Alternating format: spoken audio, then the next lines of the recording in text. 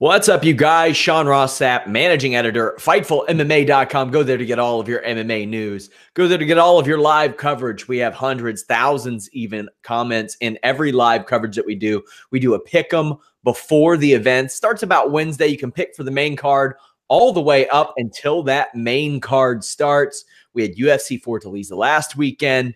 We have UFC 234 this weekend, Australia. It's wild. I am joined right now by Showdown Joe Ferraro and James Lynch. Joe, how you doing? I'm doing pretty good, man. I'm just wondering what your thoughts were on Albini's constant wardrobe malfunctions, but we'll get to that in a little bit. We certainly will. James Lynch is also here. James has had just a ton of interviews, and when I say a ton, I mean, my God, it's a lot. James, you've been a busy man this week. I have, yeah. Sorry I'm a little bit late. I actually had some other interviews, but good to be here, guys. Good to talk about the fights. Never a dull moment in this sport. Yeah, the wrestling end of things, of course, pretty wild. We've got a ton of crossover there. It seems like everybody's talking about the crossover between wrestling and MMA and back and forth. I just did an interview with a Lucha Underground wrestler who talked about her possibly making the transition to MMA. It's a good time to be in the Fightful business. But let's talk about the MMA business. And the first topic that I want to bring up right off the bat, I want to talk about this Khabib Nurmagomedov mess. Khabib Nurmagomedov gets his suspension handed down. Dana White says he's going to do the PSA and knock his suspension down to 6 months, whatever. We talked about him not fighting during Ramadan. We talked about him doing all this stuff. He wants to fight GSP. Now you've got Ali Abdelaziz, who I don't think does the positive in which he thinks that he does for some of these fights. James, we've got him he's saying Tony is next. Then he'll go on TV and say, or an interview and say, Tony doesn't deserve this fight. What the hell's going on, James? Well, first off, I found it funny that Ali was saying 2019 is about the year of being humble, but he's basically disrespected Tony the entire thing. Yeah, this whole thing's a mess. I think, Khabib wants to fight in November, it seems, because of the suspensions and Ramadan and everything else. So this was something I believe we touched on last week. I don't know what you do here, because how are you going to sell Tony Ferguson on fighting for an interim title when he got his interim title taken away? Khabib, it's clear that Khabib's not coming back till November. He had all this stuff about how he won't fight in Nevada because he doesn't like Vegas because of the, they promote gambling and drinking and whatever. He can say what he wants, but the reality is that, he's upset he got fined more than McGregor. I think that's what this boils down to. And now you have the situation where you're holding up a division. And realistically, when a champion's been out more than a year, you usually do an interim title. But in this case, you have Tony Ferguson, who had his interim title taken away. So they either got to throw some serious money at Ferguson to make a fight with, I would assume, Dustin Poirier to happen, or he's going to have to wait. But it's just really disappointing the way this is all unfolded, because the division, once again, is put on hold. Joe, what do you think, man? I mean, like James mentioned, division on hold, I don't think that's good for lightweight. No, it's not. I mean, it seems this division here is just a constant battle for the better part of 6-7 years. So I echo James's sentiments. I mean, it's crazy. I mean, Ali's going to do what Ali's going to do. Let's not kid ourselves, because he knows what he's doing. He'll play the market. He'll play the media. He'll play the fighters. He'll play negotiations just the way he's always had. He's just got more pull right now, a bit more eyeballs on the stuff that he says, and ears on the stuff that he says, excuse me. So he's going to keep doing that. In terms of Khabib, at some point, Khabib has to recognize that, he's the reason why this went down, not Conor McGregor. Conor McGregor said some stuff. Khabib had some actions. So there's a big difference there. Saying is one thing, and the whole Nevada State Athletic Commission potentially fining people or Conor or whatever with how they promote fights, just let it go. But I see what they're trying to say there. But yeah, Tony Ferguson right now is the one that's going to be suffering in this situation here, because I don't think he should fight for an interim title, but he's got to fight. So it's up to him, really. What does he want to do? And of course, I've always talked about the fact that you got to get your brand out there. You got to keep your brand on the eyeballs. You got to remain on the radar. So does he risk taking another fight, especially with a guy like Dustin Poirier? And if I was him, I'd be calling out Conor McGregor again. I know they're managed, James. They're managed by the same party, correct? Paradigm, yeah, you got it. Yeah, so just figure that out if you can. Get a payday if possible. But although I do want to see Conor McGregor fight Donald Cowboy Cerrone, but that's another story altogether. But bottom line is, when your champion is your champion, he's that fantastic. He's under suspension. He's going to go through Ramadan. He's not going to likely fight during that time. He's not competing until November. Man, we're in February. There's a whole bunch of stuff that's going to happen between now and November. Another news story that emerged, Amanda Nunes teasing retirement, Joe. She's, I think, 31 years old. I don't think she really is. I think that right now she is really just hitting her peak in popularity. And maybe after the home fight even. Because if she knocks off Rousey, Cyborg, and Holm, my God, you want to talk about somebody they can I don't think you could build around Cyborg. Why? Because she hadn't really beaten anybody until she beat Holly Holm. Amanda Nunes has beaten somebody. She's beaten a lot of somebody's, Joe. Think there's any chance she really retires this early? Neither of us three have access to her bank accounts right now, but I highly doubt she got paid the same kind of money that Conor McGregor got paid against Apparently Floyd Mayweather. Darren Ravel does. I mean, he's always tweeting about how little money she makes. So then that makes my point. I mean, unless she made the same money Conor McGregor made against Floyd Mayweather, I think she should still be competing and start adding more to that bank account and whatever investments and hopefully that she has. She does have some investments. I can't see her retiring right now. I think it's posturing, in my opinion, and I do believe that she's got some pretty good paydays. Her management should be trying to get on Conor McGregor cards and John Jones cards, right? That's what she needs to do, and then get on cards that are going to have big pay-per-view numbers or good pay-per-view numbers to continue to build her brand. I mean, I know they tried, taking her through the mass media. Didn't work, but they should still try and figure out a way. She needs to do it with herself and her camp. So remains to be seen, but I think she's posturing. James, what do you think? Well, you talked about her getting paid as much as McGregor. How about even Cyborg? I bet Cyborg got paid more than Amanda Nunes did in their fight. So, I don't know what to make of the talk. It is interesting that Holly Holm gets pulled off this fight with Aspen Ladd, and then Amanda Nunes has that smiley face tweet after. It was something. It seems like that's the fight they're going to try and make next, because that's really the next big fight that Amanda could do. And I think if she does want to cash in, that's probably the last big fight she can do outside of a rematch with Cyborg, which I've said this many times. If you get finished in the first round, they shouldn't do a rematch. So.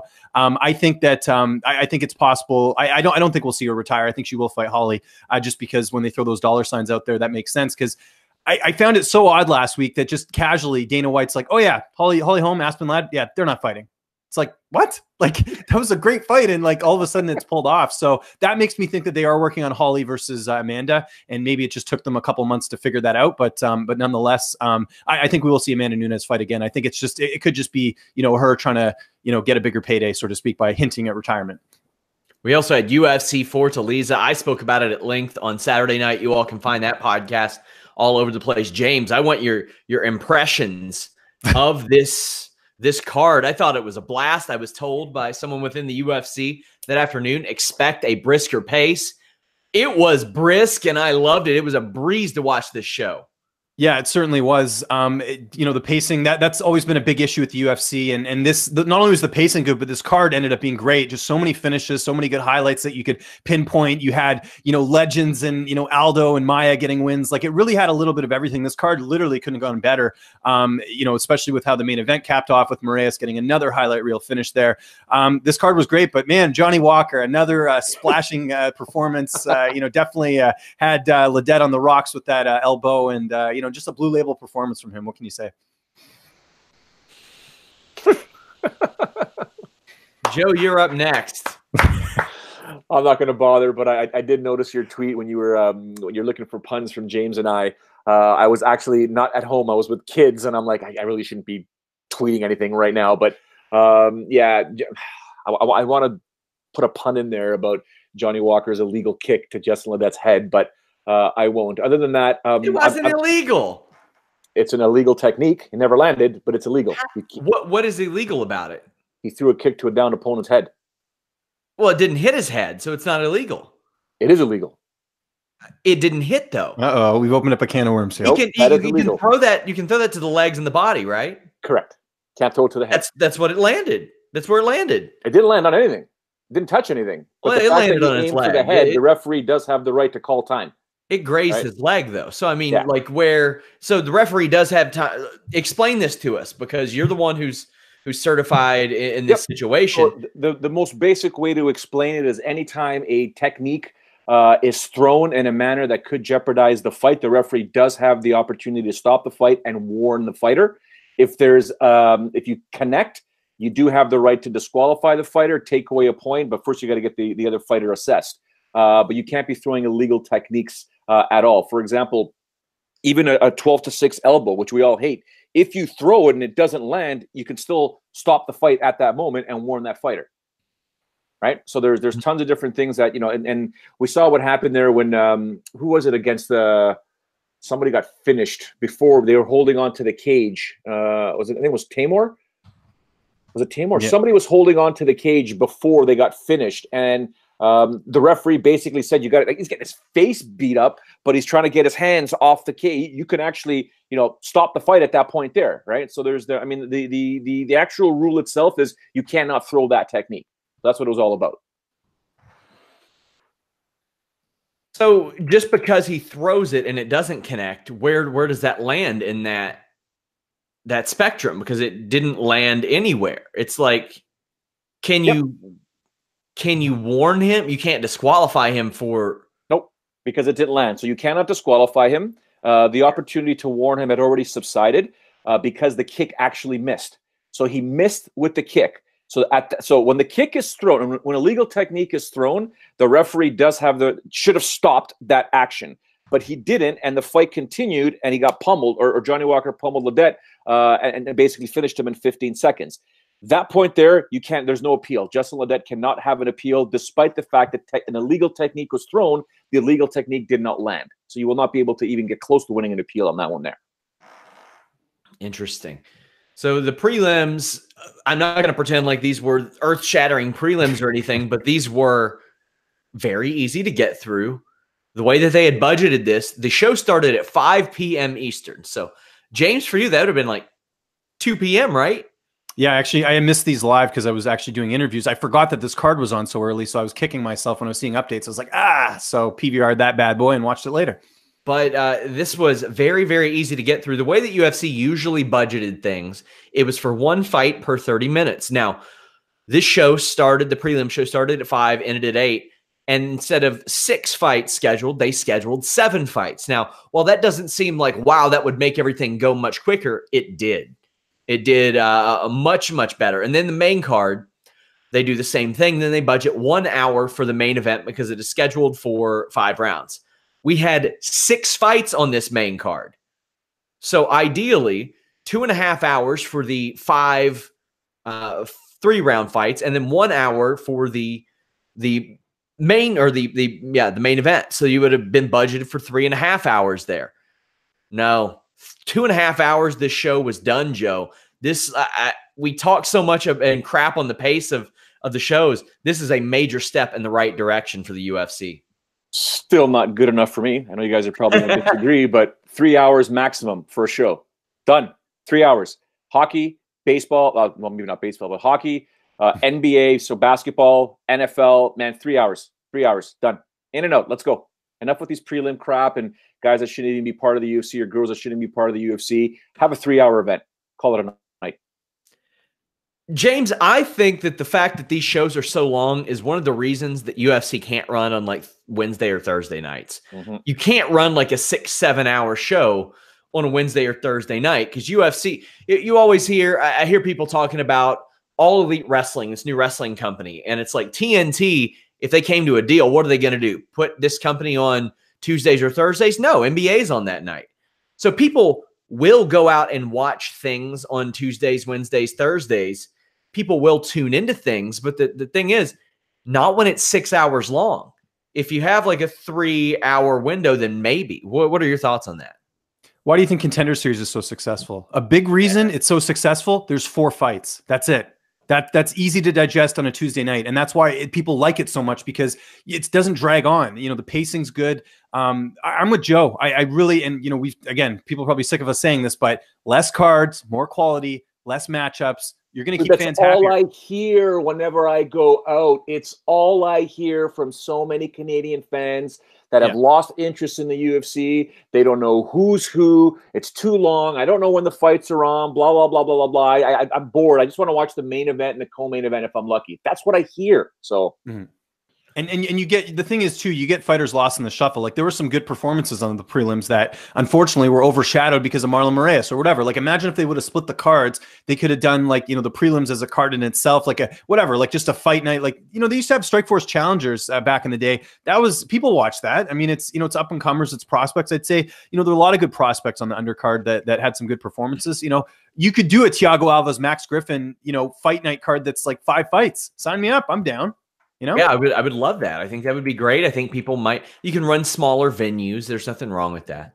But UFC Fortaleza, man, was this a good show. Marlon Moraes in a fight that shouldn't have happened anyway because he beat Rafael Assunção in their first fight. This guy should be riding like some sort of insane winning streak right now. But because of a couple of judges, he didn't get that opportunity. Now he's beaten Dodson, Sterling, Rivera, and Assunção 4 in a row, Joe, and did it in very impressive fashion, especially his last 3 fights. He is a bantamweight finishing people. I don't give a shit what Henry Cejudo's doing. I don't care. We'll talk about that in a minute. I don't give a shit. Marlon Moraes needs to be next for this title. What did you think of his performance? Do you agree with me? Of course, I agree with you. The other real question that we have to ask as you gently brush your hair and look absolutely fantastic. You're not supposed to sell that shit, Joe. I wait until I'm off camera so that people won't see me brush my hair. But here we are. I love it. I love it. No, but guys, honestly, Magic Marlon's performance is one thing. Did any of you two, I'll include myself in that, did any of you think he was going to submit Rafael Assunção? I thought it was a possibility, but I mean, granted, he's never submitted anybody of that level before. He used to submit people all the time back in the day. Rafael Assunção, black belt, fantastic black belt. James? Yeah, no, I think that the knockout was more likely just because that's what he's done more often. But I mean, that's what basically started this, was the fact that he knocked him down and then he was able to just capitalize with the submission. So we almost got the knockout, almost. Yeah. So for me, I mean, that performance we got 2 things in one. We got his fantastic striking and his speed, because all he does, Sean, is he throws power. He paces himself correctly, and he explodes and then breathes, explodes and then breathes, and then has those combinations and basically almost got that knockout. And then with that, you go for the submission if you want to get it, because when a guy is hurt or girl is hurt, especially after strikes, very good chance that they're trying to their brain is saying, I need to get out of this situation, and that often leads to a tap. You know what the prop was? Sorry to interrupt. You know what the prop was on Moraes by submission? It was plus 1,700. I could have put 5 on it. Yeah. Well, I got 5 on it. Did very well. We'll talk about that momentarily. But Cejudo, sure, give him the winner of this fight, Moraes and Dillashaw. Give him a crack at the bantamweight title, because as we've heard, Dustin Ortiz, according to Henry Cejudo, cut by the UFC. Gosh, there was another name. I can't remember it off the top of my head. Cut by the UFC, top 15 guy. And I'm thinking, all right, that's not what you do when you're hanging on to a division. That's not what you do. What do you do if you're the UFC? And, oh, by the way, Dana White still says no 165, even though there likely isn't a 145 women's division, likely isn't a 125 flyweight division. What the hell's going on, James? I kind of have 2 schools of thought on this. Either it's the first one, which is what you suggested, which is they are going to get rid of the division and they'll move Henry up, and Henry fights, TJ at 135. Or the second one is they keep Henry as the champion. They just keep cutting these flyweights that aren't coming off wins, and they basically just keep they keep the flyweight title just for title fights. And then whoever's left that's still on a winning streak, they just insert them into the title fight. So, we got to, I think, what's the next one? The flyweight fight, is it Figueiredo fights? So I mean, you take, one of those winners. Well, I guess it would be Benavidez, I guess, would be the next winner, because he beat Ortiz. You get him to rematch Cejudo. They fought already. You do that, and you just keep the title, but you keep getting rid of these flyweights until eventually they get rid of the division. But I think the flyweight title is still okay, because they haven't officially got rid of that. So I think you may just see the title being defended, but they're just going to slowly decay away at the division, whittle away at the division. Oh my God, it's such a sad, weird situation. As I look, there are still about 20-something flyweights, which is crazy to think. There are people there that I had no idea were either still with the company. But, okay, Matthias Nicolau, that was the other one who was listed, but Dustin Ortiz, and he lost to Dustin Ortiz in his last fight, but Dustin Ortiz lost to Joseph Benavidez. If he got fired off a 3-1 run in his last 4, that's unbelievable. Joe, this flyweight division, man, I'm sure that the other companies in Bellator should probably start up a division very soon if they don't have one. That's where Ryzen should jump in that boat. But I mean, you have Horiguchi fighting at bantamweight now, so a lot of that's gone. What are your thoughts? Bringing them all to Ryzen and Titan. That's just my opinion. Extremely biased, but I don't think it's fair for these guys. I don't think it's fair. I mean, it's so tough for Cejudo that now that he's the champ, but the reality is we lost one of the pound-for-pound best fighters ever to another organization. I say we lost. They lost a fighter who, in Demetrius Johnson, who went over to 1. So what does that really mean for the division in the UFC? Again, we just keep talking about it, but it's terrible that this type of scenario is happening to these fighters, because I get it. In my opinion, they're making a mistake by getting rid of this division the way they are, as opposed to cutting the fat from all the divisions. Forget about getting rid of one full weight class. Don't do that. Get rid of the crap at the bottom. So if there's 25 fighters or 30 fighters that are at 125 pounds, don't get rid of them. Keep 15. Keep 15 of them, okay? Or 12. But then the rest, get rid of all the other divisions and stop having all these guys and girls that are competing in the UFC that are never going to make it in the top 10 or 15. This is, again, it's like a broken record. It's the Super Bowl of mixed martial arts. It's not acted that. They don't treat it that way. They just have so many different tiers of fighters. James, it'd be like us watching, the Canucks and the Leafs, but adding the farm teams in there as well. No, it doesn't work that way. I don't like it. It's just silly. Shorty Torres is fighting in Brave. Yeah, I think next month. What do you make of that, James? I mean, this is a guy, Joe, who you've worked with. You've called his fights, but James, Shorty Torres, a guy that you've talked to several times, not heading back to Titan, not heading overseas yet, or not heading to Ryzen or One yet. Yeah, I've heard this has been in works for a while. He's done commentary for them. There's a relationship that dates back, quite a few years. So this wasn't back surprising. To our Bahrain days when we exactly. Yeah, that was what. Yeah, you got it. Yeah. So no, it doesn't surprise me to see him get picked up. One thing I'm going to disagree with you though. I don't think Bellator is going to add in a flyweight division. They seem pretty ho hum on the lighter weight classes. Like even 135 for them. They're not putting a ton of effort into it. Like you do have, they just had the, what was it? The Archuleta and Banderas fight. But in general, they're not really promoting that division that well. I kind of think you wait until a pit bull becomes an amputee and they're going to start a flyweight division. Fool. I don't think so, man. I'm calling it now. I don't think Bellator does a flyweight division. That's interesting. I mean, there's so many ripples to this situation. Also for Shorty Torres, I think it's probably a good testing of the waters to see how he likes the Philippines and Asia and that market. Hey, look at Jeremy Kennedy. He's been tearing it up in Brave since the UFC released him. That was a bad release in my opinion. He's 25 when they got rid of him. He had 1 loss to Volkanovski. Like that doesn't look bad at all now. Volkanovski might be getting the next title shot. Like to me, the UFC, some of their decisions I question, but some of these guys, it can be better for them to go elsewhere and get more spotlight on them. We just talked about, the oversaturation of the UFC. Look at someone like Justin Scoggins. Yeah, he lost his last fight, but how many people tuned into that Ryzen card because they wanted to see him fight? If he was just on a regular UFC prelim, I don't think people would care as much. And if Torres wins that fight, he's all too happy to fight at 135. And there's a Stephen Lohman title fight on that night too. I think that'd be a very good fight. Not a lot of people are going to talk about it, but I think it's a big risk though for Shorty. I mean, fighting Amir Albazi is one thing. You're getting your sweat on. It's a big risk for Shorty. Huge risk. I mean, all the stress and it's all on him. He's got to win this fight, man. Amir's no joke. No one knows who he is. Shorty's got to win this fight big time. So we ended up talking about Brave instead of UFC Fortaleza. This co-main event. I got 5 on. It's a rare at this betting line. Jose Aldo not just beat Renato Moicano. He mollywopped Moicano, James. I should say it was a first-round stoppage because nothing happened in the first round. They stared at each other for a little while. They did the old Mir Arlovsky, one looks at one while the other one. But Aldo just came out of the gates in round 2 and put a beating down on Moicano. I am going to miss this guy when he's gone, James. Yeah, and I think it's very rare to see a fighter lose the way he did to Max Holloway and still compete at a high level. I see a lot of people saying the old Aldo's back. I don't think the Aldo was ever gone. I think the McGregor fight is one that they definitely should have run back, and we'll never get to see that probably. But I think you got to give credit to Max Holloway and how good he is to see what he did against Aldo. Some fighters just have another fighter's kryptonite.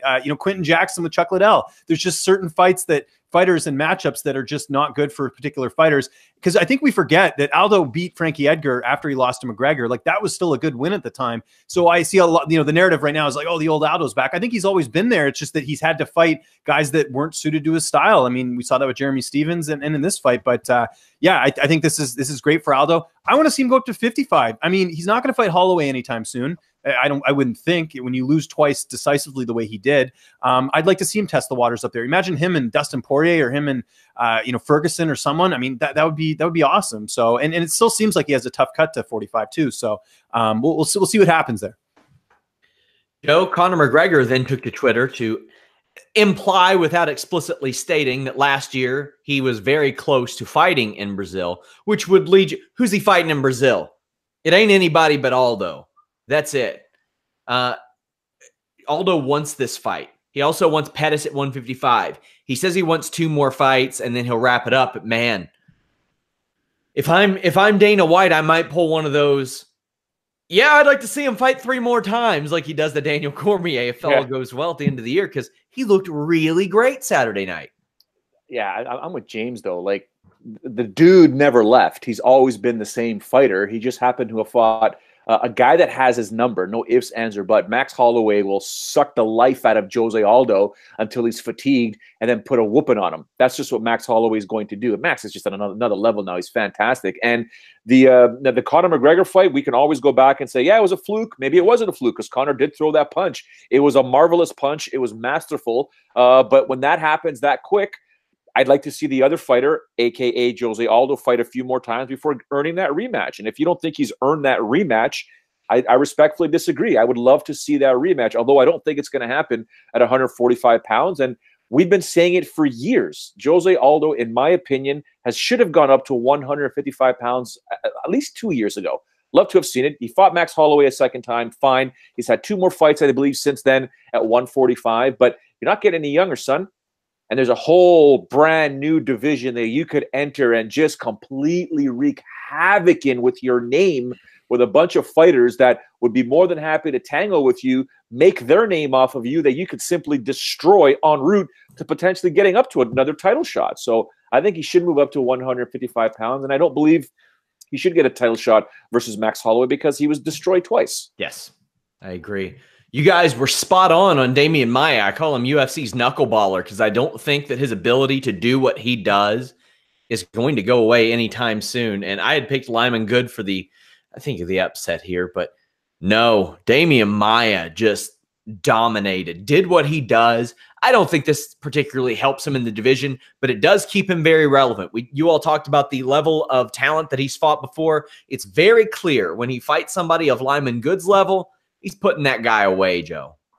Well, I mean, okay, let's be honest for 1 second. And if anyone that's ever followed my career, and I don't know why I do this, but I will always favor jiu-jitsu over anything in mixed martial arts. That's where I trained mostly in.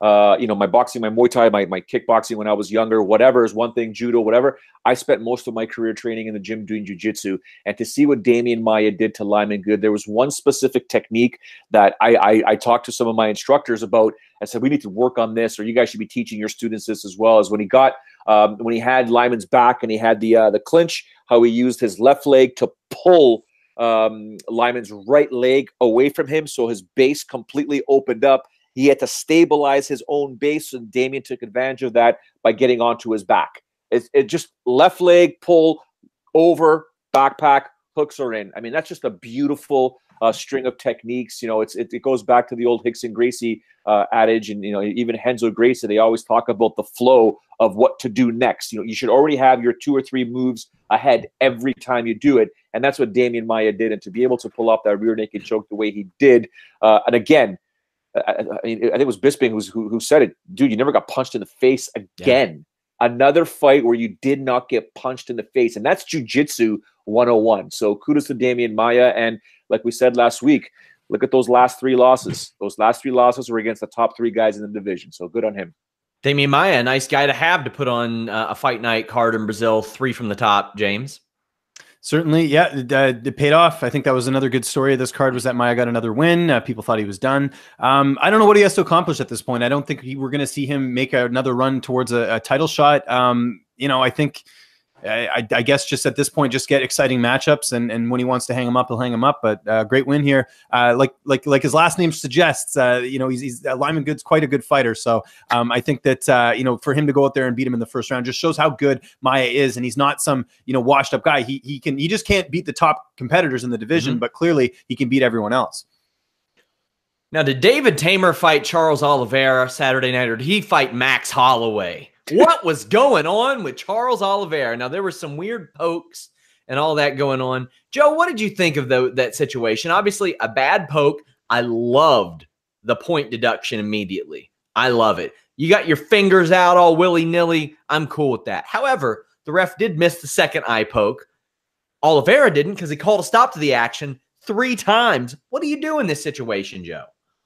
So just so you guys know, Jaron Villel, the referee in that fight there, is also Big John McCarthy's #1 instructor for the command course. So he knows the unified rules of mixed martial arts like he's on, like, just backwards, forwards. He could probably move around the rules, whatever he wants in his head. He just knows them inside and out. So the first eye poke is exactly what you're supposed to do. It was fight impacting. It impacted the fight. The second one, I'm actually surprised that he missed. Very surprised that he missed that. But again, it's in real time. It happens. And if the adage is this as a referee, and what Big John and even Jaron has taught, if you didn't see it, you got to keep going. You got to keep the fight going. So he didn't see it, and that's why he told Charles, sorry, you got to keep going. No, keep going, keep going, keep going. You got to be honest, because there are fighters, and we can probably list 10 right now that have done it in the past where they didn't get eye poked. They never got a low blow, and they act like they did, especially sometime when they're getting soundly defeated, looking to buy time. So I think he did a pretty good, damn good job in that situation. And Charles Oliveira was just something else. He's always had the striking. Yeah, he's never had it. He's always had it, but it always leads to a submission. And the only time Charles Oliveira really loses is when he gets his heart tested and he's got to be put in a situation. But he did get dropped. He got dropped and he got right back up and said, let's do this. Let's have some fun. And I think it was another masterful performance for this guy. And, taking his record of submissions in the UFC and just continuing to add it. I think it's fantastic. Yeah, I did not expect Charles Oliveira to pepper away at kickboxing and Muay Thai specialist David Tamer on the feet, James. That was very impressive. And it was, in some degrees, the realization of the potential that many have seen in Oliveira in a long time, although I don't know that anybody necessarily saw that potential in him from that degree. Mainly, it did ultimately set up his submission game, but I was continually impressed with how he looked on the feet.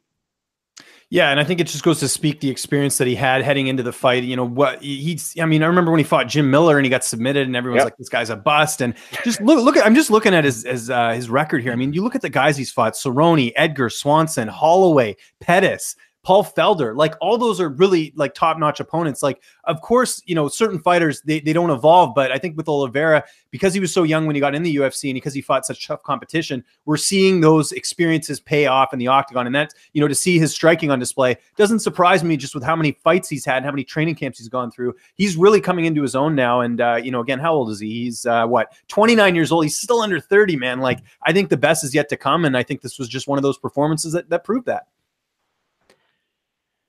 I can't believe I'm going to do this. The Johnny Walker swing was in full effect as he slugged Justin Ledet and left him sitting sideways, you could say. 15 seconds. Now, Walker shows up, James, just leaning on the cage, not giving a damn. And he just put the pain on him. Now, this is a guy who a lot of people had not heard of a year ago. A year ago, he was a 10-3 guy in Brazil, not doing a whole lot of anything.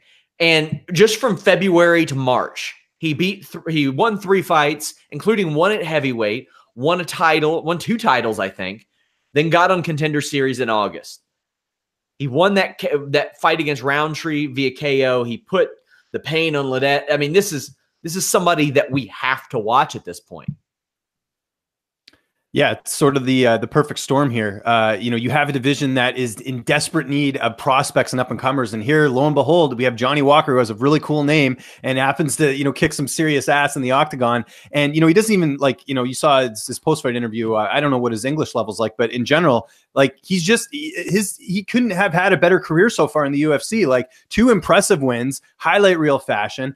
You know, I'm already seeing people talking about how would he do against John Jones? Like, that just goes to show the hype this guy's had in 2 fights. It's a breath of fresh air. How long? I mean, since the Chuck Liddell days, even, how long has it been since this division's been, the sort of the center and focus? I think this is such a good story. If you're the UFC, you're booking this guy on Brazil cards going forward and making him the guy. I mean, they need someone, to sort of, carry that torch and just, I mean, this is just good matchmaking, good fight put together. I'd like to see a step up. I'd like to see a veteran for his next fight. I'm not sure who that would be. Maybe the winner of, Misha Serkinov and OSP, because to me, that's sort of the gatekeeper fight in the division. You know, move him along and let's go. Cause it's, I'm aboard the Johnny Walker train. I think it's great. And just great performance overall. I say Cummins. I think it's an easy win for him. Punch him in the face once, he falls down. He said that he wanted to fight next month in London. Terrible. He fought in England twice last year and met great success. Joe, your thoughts on Johnny Walker? I just, as long as they keep him away from Dominic Reyes, let those 2 guys put him on different sides of the bracket, the proverbial bracket, and let them build themselves up to get their own little title shots. But there's plenty of guys that, Johnny Walker can compete. I just want to see him get his heart tested. And I don't mean that fight that he had on the Contender Series. I went to the decision. I just want to see him get his heart tested in the UFC. I want someone to really bring the pain to him in terms of making him struggle. Again, just making him work a bit more than what happened in a 15-second fight. I don't like looking at these situations where, you know what, he's dominant. Well, he's dominant because his first 2 fights in the UFC, the official UFC, not Dana White's Contender Series. I mean, the one against Khalil was not even 2 minutes, and this one was 15 seconds. So, okay, fine. You got the power. You got to knock out via elbow, and you got to knock out via TKO and / illegal kick. But at the same time, let's put him against someone now that's going to put him, test him a little bit, get him into the second round, get him into the third round. I do like James's theory about if Serkinov could be an option or OSP. I personally would like to see him fight a guy. It's tough to, like, even Thiago Santos. Keep him away from Thiago Santos. Let's try and work things around in that manner. But I don't want to see him fight Hua, because Hua is just a different scenario. But Jimmy Manuwa and Ilir Latifi are right there. I think I'd like to see those 2 guys compete against Johnny for sure. If I'm UFC, I am really happy with the way that some of the fresh faces at light heavyweight are looking. I mean, you have Luke Rockhold there who's trying to talk himself into a title shot. That ain't happening. But you have Johnny Walker, you have Anthony Smith, you have Dom Reyes, you have Ian Cutelaba, you even have, Alexander Rakic. You have a lot of names there. Stasic, if he fights, he hasn't fought since like July, but you have some names there that are young, that are emerging. Joe, what else on this show stood out to you besides Souza beating a woman who showed up in a completely different weight class? If you guys were on my Instagram feed and noticed some of the women that compete in MMA or in jiu-jitsu in general, the hatred that they have for Sarah Froda was just something else. But it was. I watched that fight and I was thinking to myself, was Froda even trying? Like, some of the techniques that she was throwing and the striking would be something that I would do with my son, just playing around and leaving my leg out there so he could try and grab me and take me down to the ground, and getting him to realize this is what you do in this type of situation. It didn't even look like she was an elite mixed martial artist, although she does have the experience. But the rest of the card, are you talking just the main card, Sean, or the prelims as well? Yeah, the rest of the show. Thiago Alves, man. Thiago Alves and Max Griffin. I mean, Thiago Alves got rocked early on, but still was able to overcome everything and just pull off that split decision victory. I don't know what Max Griffin was thinking, because and even Froda, like, I mean, they lost. I don't know what they were shaking their head about, but and Jorginho's fight against Junior Albini. I mean, it almost seems like the blueprint is there. Take Jorginho down, take him down, don't let him back up. And I don't know what Junior was thinking about that. He could have won that fight, but other than that, there was some pretty good scraps underneath there. Although my fellow Italian Borella's competition against Santos left a lot to be desired. But, you know, she got the victory. It is what it is. Junior Albini likely lost the circulation in his legs. Also, to pat myself on the back, the Bontorin Bibilatov fight. He was on I got 5 on it. So both he and Aldo hit. Those were big winners, back-to-back shows. But James, as we put a bow on the Brazil show, what did you think? Well, we should mention that Frodo missed weight. She was 123. Oh, yeah. That to me says that, you know, obviously not very disciplined heading into this fight. So I think that's probably why she didn't look so good in the matchup. So that was disappointing. Surprised to see Marcus Perez get a quick finish over Hernandez, but you know, nonetheless, he's still got some life in the middleweight division. I don't know how you could have scored that fight for Thiago Alves. I thought Max Griffin won that decisively. But you know, again, it's in Brazil, so that's one of those things. How about Sadner Magomedov? Disappointing fight he had against Scoggins. Comes out there and finishes Ricardo Ramos in the first round. I was really impressed with him. Here's a guy that you know, has brought some new life at bantamweight. And then, of course, like you mentioned, opening up the show, Magomed Bibulatov loses again. Remember, this was the guy they said was going to beat Demetrius Johnson, and now he's lost 2 fights. Yikes! So I don't know. I mean, here's the funny thing about Bibulatov. He's managed by Ali. He's lost 2 fights now. Realistically, he should be cut if we're going with the theme of the flyweights. But I have a feeling he'll stick around, and just because of, you know, who he's managed by. Maybe get a bantamweight fight even. Exactly. There's no telling. UFC Fortaleza, man, that was a really good, fun show. And as we were on the air, tears of joy may have streamed down my face. And James, I know you saw it as well. Ariel Helwani tweeted, just officially announced, the main card of UFC Philly on March 30 will start at 7 p.m. Eastern. A show on the East Coast, a main card show starting at 7 p.m. Eastern. I want to hug the world right now, Joe. I'm so happy. Like, I don't think people understand, and, you know, woe is me, whatever.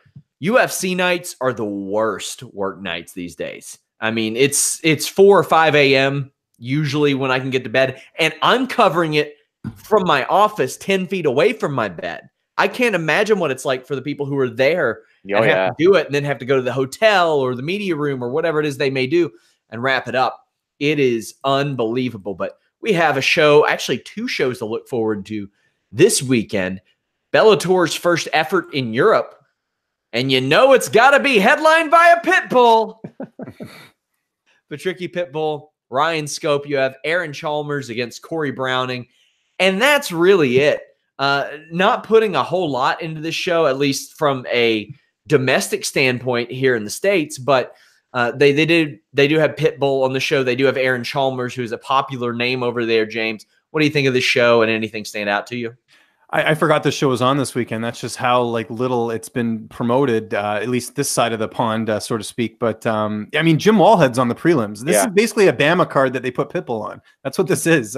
You know, Ryan Scope, I didn't know much about him, and, you know, sort of, you know, checking it out, I see, you know, he's got a good record. Chalmers, I know, obviously the guy from what is it, Geordie Shore or whatever, you know, he's got an undefeated record, as his own podcast. And then they've got Leon Edwards' brother on this card as well too, Fabian Edwards, fighting on the main card. But I mean, this is just you know, I'll catch the replay type thing. Like, this is more for the UK fans, I think, and just the interest levels very low, as is the card this weekend. I mean, there's a couple good fights, I'm sure we'll get into it, but I mean, this is not a strong pay-per-view. I don't think the numbers for the UFC are going to be quite good this weekend. Yeah, I don't even think Bellator offered us media interviews for the Europe show, and they do for everything. They run like a Monster Energy show in a field in Iowa. They're like, hey, you want to interview somebody? So this should show you about the level of promotion that we're seeing here. But we do have UFC 234 this weekend, and boy, is it a thin card after the top couple of fights. It is not exactly what it could be, but we do have the main event of the night. Robert Whittaker defending his UFC middleweight title against Kelvin Gastelum. This is, at their heart, 2 guys who wanted to be welterweights. So I don't think that size is going to play a big role in this, Joe. You know, I've been a believer in Robert Whittaker for a long time, and I'm also a believer in Kelvin Gastelum. How do you see this one going? We have Kelvin Gastelum at a plus 210 underdog. Robert Whittaker at a minus 250 favorite. Bobby Knuckles. I mean, Bobby Knuckles to me is just absolutely fantastic. You know, I'll say it a billion times until I'm blue in the face. If it wasn't for Sean Ross Sapp, I would never have shown as much love to this guy as I have before because I thought his career was on the downswing, but man, has he done absolutely fantastic. I'm always concerned, though, about Kelvin Gastelum proving me wrong because he does have that ability to surprise us all going way back to his time on The Ultimate Fighter when he won The Ultimate Fighter. So he's got that ability to figure things out. So he's had plenty of time to get ready for Robert Whittaker. I just think Robert Whittaker is just something else. I think he's absolutely fantastic, and I think his stock will continue to rise after this fight here. You know, I'm not into putting 5 on anyone that's that type of a favorite, and I won't, but I got Robert Whittaker in this fight. James, how do you see this one going? I like Whittaker here as well. Should mention right now, Whittaker minus 250, Gastelum plus 210. I remember when this fight was announced, I thought, wow, like Gastelum's, you know, this is pretty surprising because he lost to Weidman not that long ago. I think it was last year. So, you know, I think, you know, like Joe said, Gastelum has been put in positions where he's not supposed to win and he does. But, you know, this is a home like country fight for Whittaker. The traveling's not going to be an issue for him. Gastelum has to travel. You know, on top of that, I mean, you don't just beat Yoel Romero twice and, you know, like it's nothing. Like those are 2 great wins. I know they were close fights, but that I put a ton of stock into that. I mean, Yoel Romero's amazing. Look at what he's done to everyone else outside of Robert Whittaker. I got to go Whittaker on this one. I think the experience at 185. I think the fact that he's, you know, just a guy that's basically flown under the radar a little bit. If you look at the champions, he's not a, you know, a boisterous guy. He's kind of, you know, soft spoken in interviews, but I think he gets it done. I think his power is what's going to be the difference, and I think he puts Calvin away late in the fight. I'll say a 3rd or 4th round TKO win for Robert Whittaker. I don't think Gastelum's wrestling is better than Romero's. I don't think he's more powerful than Romero, and he does not have the technical ability on the feet that Robert Whittaker does. I think Robert Whittaker wins this fight. Boy, this is a line I never thought I'd see. Anderson Silva, definitely one of my I got 5 on it. A plus 485. Israel Adesanya, a minus 670. Now, let's look back at the history of an Anderson Silva who has been away for long periods of time throughout his career. This will be his first fight in over 2 years. But you look at the Cormier fight. He took that after I don't know how he got cleared for that fight, first off. He had surgery like weeks before this. The Michael Bisping fight, you could argue that should have been stopped earlier. The Nick Diaz fight, he actually won that. He had a gruesome leg injury in the Weidman fight, which he wasn't winning anyway. And he wasn't winning the Weidman fight before he got KO'd anyway either. But you could like kind of hang your hat on something for each of those. That being said, Israel Adesanya is very, very good. And I think this will be the kind of fight that we want it to be. James, you spoke to Israel Adesanya for Fightful ahead of this. What do you think, and what's Israel's mindset going into this? Just confident, you know. I see some people calling him arrogant, but I think, to be honest, I don't think he should have. I think he's above this fight, to be honest. I don't think Anderson, you know, you look at his last fight against Derek Brunson, a lot of people felt Derek Brunson won that fight. You know, Silva's had a layoff. Silva's getting up there in age. People act like Anderson Silva's the same guy that, you know, was in his prime, and he's just not. He's not. Like, you know, and I know that he went to the decision with Cormier, but I think what people got to realize about that fight is because it was on short notice, I think Cormier just played it safe, needed to get the win. If he lost, imagine if Cormier lost that fight, how bad that would have looked. So, you know, I haven't been that impressed with Silva. And, you know, he's had fights that he should have won, like the Bisping fight. I mean, he gave that fight away. I am on the side of, you know, and people will give me crap for this, but I'm on the side of that Adesanya is that good. I think people underestimate that win over Brad Tavares. Tavares was on a good winning streak heading into that fight, and Israel dominated him in that matchup.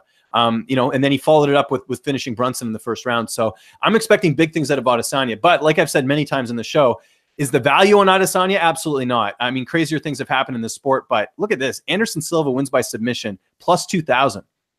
Now, yeah, Silva's last submission win was back in 2010, so I can understand that. But, I mean, really, we don't know what Adesanya is like on the ground. I think if he's able to take Adesanya down, and I think he has an advantage there in the ground game. We haven't seen Adesanya really tested on the ground. Guys have tried to get into the ground, like Tavares and other guys, but it just hasn't happened. So, to me, there is a clear path for Silva to get a win. But just knowing him and what he's all about and, you know, trying to, you know, sort of live up to his style, I think we will see it stay standing. And I think Adesanya's striking is just, you know, on a different level in terms of what Silva's used to. I mean, Adesanya, I think, is faster. I think he's got more a style that Silva hasn't really faced before. So I'm going Adesanya in this fight. I don't know if he'll get like a first round, like highlight reel finish, but I think this could end up going the distance, but I see Adesanya taking it. I think he just, you know, because remember guys, he was, you know, and people are like, How can you get a title shot after this? Well, the UFC gave him the backup spot for the title fight, but he said, you know what?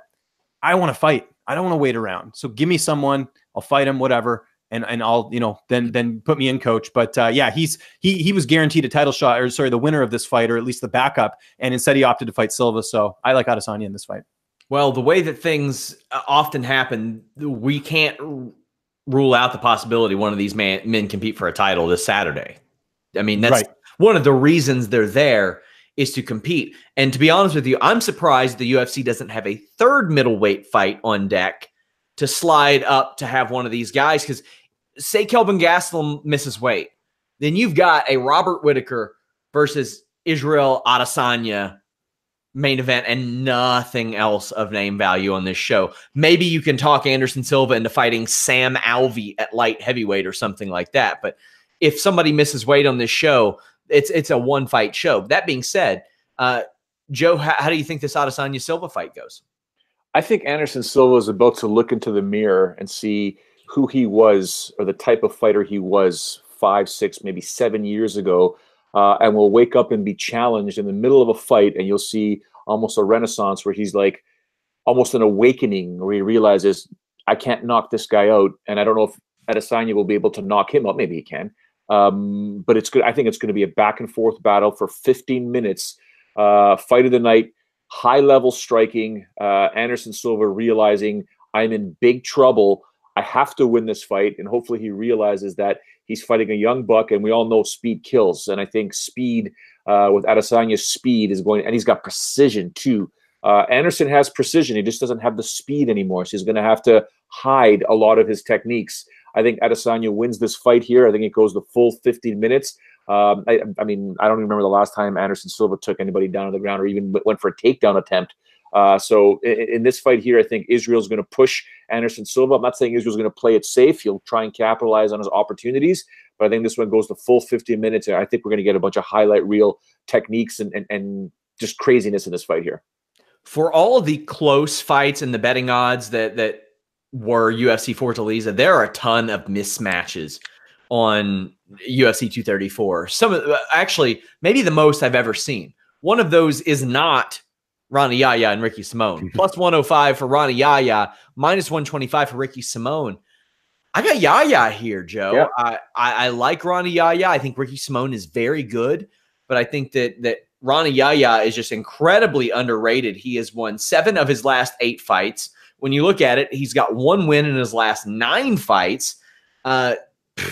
You go back to 2012, nobody has finished him.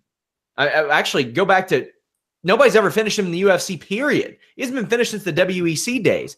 There is always the discussion of cage miles. This isn't the same Ronnie Yaya that was around back then that I was looking at and saying, like, oh, maybe he's a featherweight, bantamweight contender at like 25, 26 years old. But I think Ronnie Yaya could still get it done. I think that he has the ability to possibly be similar at the lighter weights as Damian Maia at the heavier weights, although he's still a far cry from that. What do you think about this one, Joe? Yeah, I'm going with Ronnie Yaya in this fight here. I mean, Ricky Simone, former Titan vet, so I've always got, a special place in my heart for guys like that. But I think he will put the pressure on Ronnie Yaya, but he's one mistake away with a guy of that caliber from getting your neck choked, right? He's just that good. Ronnie Yaya, like you said, is if he's like a Damian Maia, he's that knuckleballer. You just got to be very, very careful. If Ricky Simone can use his footwork, be smart, and punish Yaya from the outside, uses angles, he might be able to pull off a decision here. I don't know if he'll be able to get the knockout because Hani will not put himself, I don't think he'll put himself in that position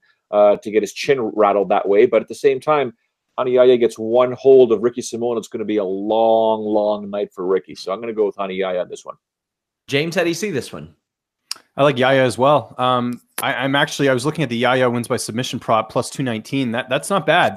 Because I think because Simone, I know his loss was in Titan. I'm trying to remember, was it a finish or was it a? I just got to look it up here. But that Yaya line, that might be a rare prop bet that I put 5 on. Just he actually Simone lost by submission in Titan. I remember that. That was the Anderson Dos Santos fight.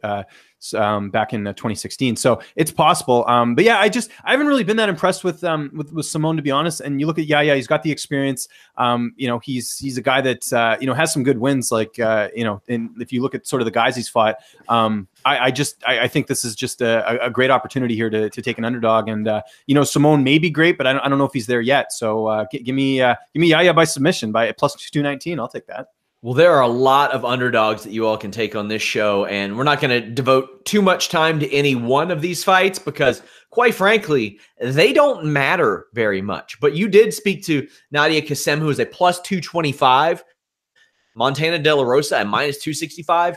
Anytime you've got women in a young division and you've got a line that deep, I'm like, okay, maybe worth it. But what did you gain from your conversation from Nadia, and how do you think this fight goes, James? I think the line's right where it needs to be. Actually talked to Montana as well. That'll be out this week. But Nadia, we have to remember she's coming up from strawweight, so she's going to be at flyweight for this fight. She hasn't fought since November of 2017, and even then, that win was over Alex Chambers, which not a great win, to be honest. And Montana just has so much experience. Like, you look at her record and you think, oh, great, she hasn't really panned out that well. But I mean, she's fought Mackenzie Dern, she fought Cynthia Calvillo. Like, people forget that before Tough, Montana had a lot of experience having fought in LFA and other promotions. And her only, her last loss, like, it's not technically her last loss because they don't count the Tough fights, but it was to Nico Montano. And I think that's a fight that, if that happened now, I think Montana would be a lot more competitive. Exactly. Yeah. There you go. So I think that I think experience is going to play here, and I think Montana is going to get a decision in this one. Although I think this is Montana's first fight outside the U.S., so we'll see if the travel affects her or not. A little bit of a shorter, plane ride or flight, I should say, for Nadia Kassem in this fight. But give me Montana De La Rosa by decision in this one. Joe, any thoughts? Lando Venata? Well, I'm talking about this fight in particular. Oh, this fight here. Okay. Yeah, I want to run through the odds of all the fights. Yeah, I mean, it's tough to say because, Montana, like James said, people are thinking that her career hasn't panned out the way it should. She's tough as nails. So is Nadia. Like, let's be honest for a second. This is going to be a good scrap. But I do want to, echo what you mentioned right before you threw to this fight, Sean. A bunch of fights that nobody cares about.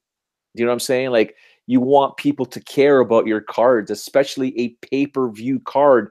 Other than really Sam Alvey from the North American market, you got to be a hardcore fan to know who Rani Yahya is. I don't know a mainstream fan that knows who Rani Yahya is. I'm not going to lie to you. Okay, they might know who Sam Alvey is. Okay, other than that, pay-per-view. We've got several other fights. Sam Alvey at plus 120, Jim Crute a minus 140. For me, Alvey, there's always a little bit of value there anytime there's a plus next to him. James, how do you think this one goes? Yeah, I like Crute in this fight, but you can't ever count out Sam Alvey. It's one of those situations where the value clearly is on Alvey in this fight. He is taking this on short notice, but he's done crazier things in his career. It seems like every time they have one of these Australian prospects, they fall short against a veteran. We saw it with Tyson Pedro, saw it with Tai Tuivasa. So hopefully Crute doesn't fall in that category, but I think Crute should win here. Just younger, more explosive. I think he is sort of the future, and that's why he was supposed to fight. Who was he supposed to fight originally? Alvey's a late replacement. Who was he supposed to fight? It was Ryan Spann. So this is actually in some ways a tougher fight than Spann. But I like Jim Crute here for sure on the main card. First fight of the main card. Joe, quick pick for this one. I'm not going against Sam Alvey. James, come on. I like it. We're going to run through quick picks for the rest of the card. You have Devontae Smith minus 240, Dong Hyun Kim plus 200, Joe. Dong Hyun Ma. Yeah, he changed his name. Oh, yeah. My bad. My bad. I like this fight, though. I think it's going to be an exciting fight, but I'm leaning towards Devontae Smith in this one. Yeah, as am I, James. Yeah, he's the future of the sport. Funny story about this. So he thought he was fighting Dong Hyun Kim, the welterweight, when he got the fight. And there's this funny story when I spoke to him where he talked to Mark Montoya, his coach. He's like, look, I know you guys are confident in my abilities here, but have you seen how big this guy is? He fought Tyron Woodley. There's no way I'm that big. So Devontae here, I've said this many times, even when he was on Contender Series, this guy is the future of the lightweight division. Just so talented. Great personality. I think this is going to be another impressive performance from him. Maybe not a first-round finish, but he'll certainly get the job done here. I'm really high on Devontae Smith. UFC is going to be able to build a very nice highlight reel of guys who have come from Contender Series before long. That show has been a resounding success. You also spoke to plus 255 Austin Arnett. He's facing Shane Young, a minus 310. That line is shifting a little bit as I see, though. James, your thoughts? Austin Arnett's a live dog, in my opinion. A lot of people counted him out in his last fight against Banaday. What did he do? He went out there and pulled off the upset. He could do it here too. He's really got nothing to lose. This was a guy that basically was going to get cut from the UFC. He had a short notice opportunity in his last fight, took advantage of it, won. Now he's back. Shane Young, this is in his hometown, or sorry, his home country. I mean, he's really got nothing to lose here, Arnett. So that's a dangerous thing when you're fighting a guy like Shane Young. And I actually spoke to Shane Young as well. He's been out for a while. He's had he was kind of vocal about this. He had some mental health stuff he had to take care of, and he was aware of it after his last fight. So that's why we haven't seen him for a while. So it sounds like he's figured that out. And let's not, forget about the fact that he trains with Israel Adesanya and Dan Hooker and those guys. So that's a good camp to come from. So we'll see. I think this could be fight of the night potentially. It's a sleeper fight for sure. How about you, Joe? I just want to see how Shane Young is going to deal with the height disadvantage. He's got a 4-inch height disadvantage, but it could be hard for Arnett to punch down. I mean, it's an interesting scenario, but a 12-4 versus 16-5, I think the records are interesting to see. There's only a 0.5 reach advantage for Shane Young. It's tough to say. I'll lean towards Shane right now. We have Kai Kara France at a -310 over Rulian Pavai. That is a +255. Also, Kyung Hyo Kang, a -450 over Teruto Ishihara, a +360. Joe, any picks for these two fights? Yeah, well, I mean, I'm definitely going to go with Ko Young Kang. I mean, he's a bad dude, right? So we'll see what happens there.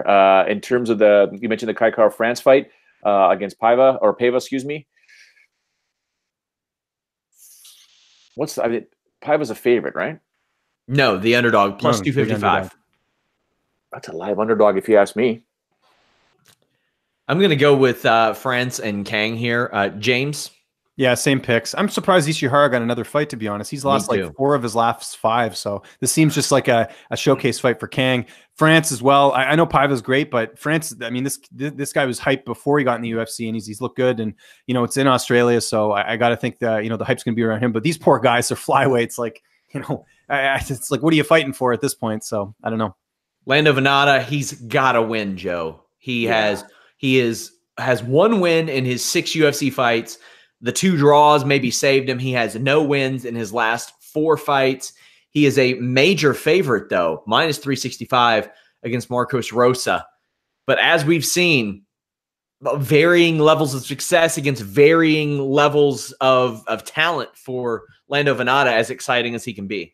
Yeah, it's such a strange anomaly what Lando Venata is, but I'm not going to go against one of the most exciting fighters that has, the worst record in the UFC. I just think Lando's absolutely fantastic, and I think he's going to get the job done here. Although if he loses, I'm sure next Tuesday we're talking about, which organization is he going to be signing with. James? Before I preview this fight, can we talk about the fact that a major outlet totally screwed up this fight? Do you remember they had him fighting Charles Rosa? And everyone was like, why is Lando dropping to 45 and all this? And I was actually the one who found this out because I texted Charles for an interview. He's like, I'm not fighting. So they totally got this wrong. So that outlet, which I will not mention here, don't want to cause any confrontation here, but they didn't bother to check that it was the wrong Rosa. So it's Marcos Rosa. And let's talk about Marcos Rosa. I mean, if there was ever a give me fight, I would say it's this one. The guy he beat to get in the UFC was 2-3. The guy he fought before that 9-4, 2-5, 3-3, 6-6. Like I had never even heard of this guy. He's 32 years old. They obviously don't think too highly of him, but they did think highly enough to give him this fight. Venata just signed a new 4-fight deal. Yeah, he's on a losing streak, but he's exciting. This is a gimme fight if I've ever seen one. I'm going to stay away from it because you never know with Lando. But -365, it's clear it's a setup fight. That's basically how I look at it. Callum Potter +220, Jalen Turner -260. I think this line is exactly where it should be, as well as Jonathan Martinez -175 against Buren, a +155. What do you think, James? I like Turner in this fight. Full camp now, getting to fight at lightweight. He fought at Ian, which is surprising because how tall is he? He's like a giant when I interviewed him. He's 6'3", 75-inch reach, and he fights at lightweight, which is crazy. That was that dumb fight they made with him and Luque. Remember where like Luque, I think, was supposed to fight Barberena, and then it didn't happen. So the UFC's like, hey, we'll just grab this lightweight prospect that we're going to try and ruin his career. And he's 23 years old. Like they did, like that fight accomplished nothing for either fighter. Like it didn't help Luque, and Turner just put another loss in his resume. Anyways, I digress. Full camp for Turner here. Supposed to fight Alex Gorgees. Ends up fighting Potter. I like Jalen here. I think he's really that good. 23 years old. He's a huge welterweight, like I mentioned, or sorry, lightweight, I should say. Yeah, I like him in this matchup. And then as far as the opening fight, Martinez and Buren, there could be some value on Buren. Martinez, doesn't have as many fights. Didn't look great in his debut. I know that was short notice as well, but yeah, I'll go Martinez, but value there for sure is on Buren. And I think Turner, like I said, takes care of Potter. Joe, your quick picks on these last two. I'm going to go with Turner as well, but I'm going to go with Buren. I think he's going to pull off the upset here. My UFC 234, I got 5 on it picks, hit 2 of 3 each of the last 2 shows. Anderson Silva plus 485 against Israel Adesanya minus 670. I think there's value on Silva here because there's always the unknown. He's one of the greatest performers in the history of the UFC. I got Austin Arnett against Shane Young. Arnett is a plus 255. As James mentioned earlier in our preview, he is a very live dog. And while I have Kai Kara France beating Paiva, I think at plus 255, there is some value there as well. Almost went Sam Alvey plus 120, but there are so many live underdogs on this show, but then there are also so many that are not live underdogs. There's some real mismatches on this UFC 234 show. But hey, these are just betting flyers. You got $5 extra. Put it down.